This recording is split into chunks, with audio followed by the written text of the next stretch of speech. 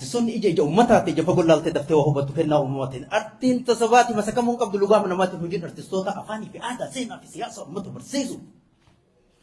Hojiin teenna tana kitaaba bituu fi gurgursiisuun hojii teenna miti. Isin hojii ummataati kun hojii uummanni jaallatu hojii uummanni hojjetu nuti artistoonni hojii mataa kennaa qabna. Isin bakka bu'oota koreeti moo yookiin ammoo tuyyuu bakka bu'aa hawaasaa kanaati moo akkamiin nuti warri artii hojiin teenna achi miti achirra teetan takka gaafin tiyyatana isin suuta achitti itti gaddeebi'a.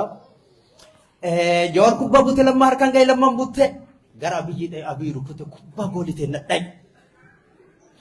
Akka kanaan ifaajeen uummataa lubbuun qabsaa'ota qabsoo wareegamtee harka kennaa bahee. Kun waan uummanni beeku waan achi asii hin qabne. Uummanni kuni jawaariin kaleetiif, jawaariin hadhaatiif, jawaariin boruu garagara. Gaafa achirraa kaatee ati dubbii jawaar umrii kee kakaleetiin, humna kee kakaleetiin, sammuu kee kakaleetiin uummata kana onnachiiftee haaroo inni tokko as bahee waan haaroo waan gabbu'ee qilleensarra ol baatee dubbii qilleensarra gaffiddee ummata facee jedhu walitti qabdee fuutee qabsoo tana achiin geette kubbaa taphattee golbararraan geette osoo gooliin galchiin kennitee nu gadi deebite. Kun jawaarii kaleeti gaafsan kan jettuun kan uummanni taa'e jettuun taa'a deemi jettuun deemi cufi jettuun cufa bani jettuun bana. Kun gaafsa waan si amanuuf waan si jaalatu waan lafarratti hojjetamee ijaan argee hojii ta'e duuka deemeeti. Kun dubbii kalee irraa haasofna.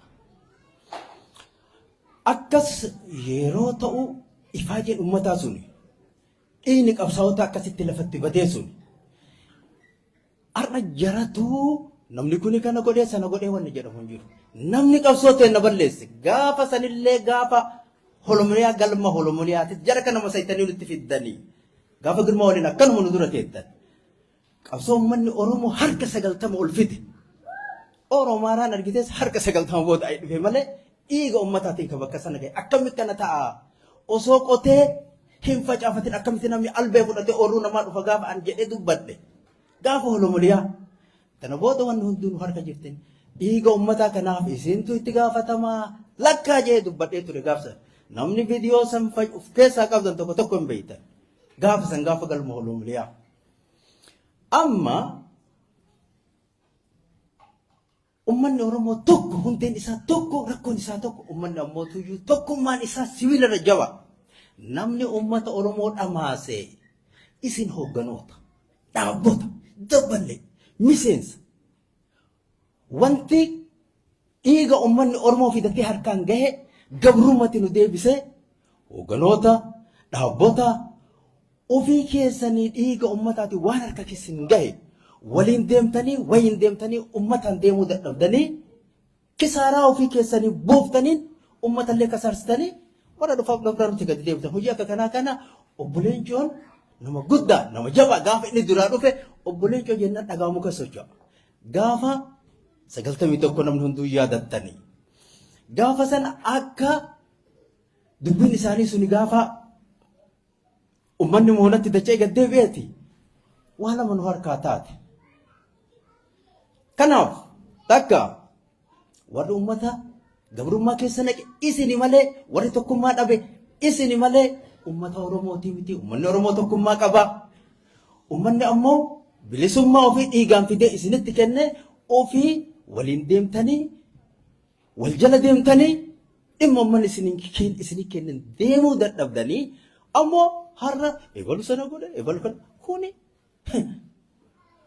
hojii teessanii waliigala gakkoota akka tokkotti yoo isin dursa wal taatan malee bilisummaa waan jedhamu hin jiru. Ammas ammootu akka duraanii sanitti tokko tokkoon dammeeffannee ofnaan uummanni achi hin jiru. Haalli isaa ulfaataadha. Haalli isaa ulfaataadha. Maaliif?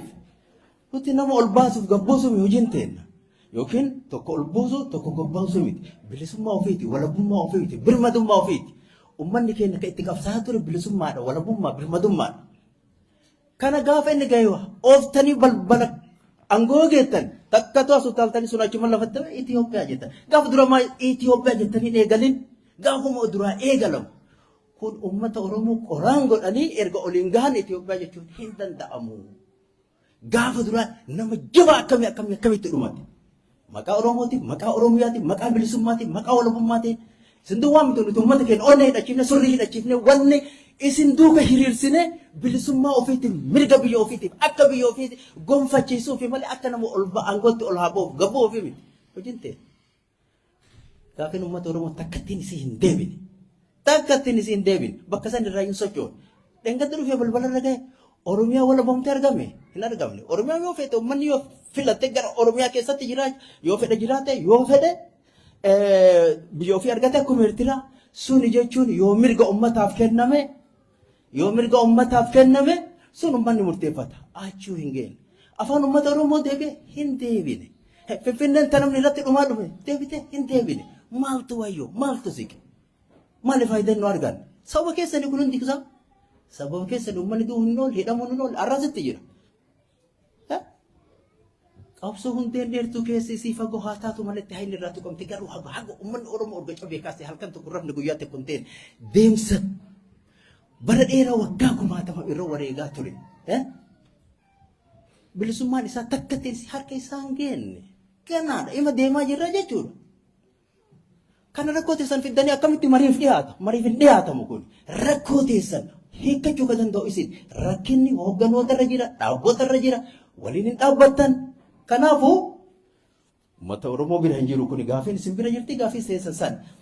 Tun achumarratti hoji ta'u gaafa gara gaafii kiyyaatitti yooma yaada kana qabattee gadi dhuftu ati Jawaar kalee Jawaar of danda'a socho'aadha. Jawaar hadhaa Jawaar dhaaba kafaa'ooti akka namatti ati hooggana dhaaba kafaa'oo keessaa hooggana ammaaf jabaa akkanuma akkanaa miti.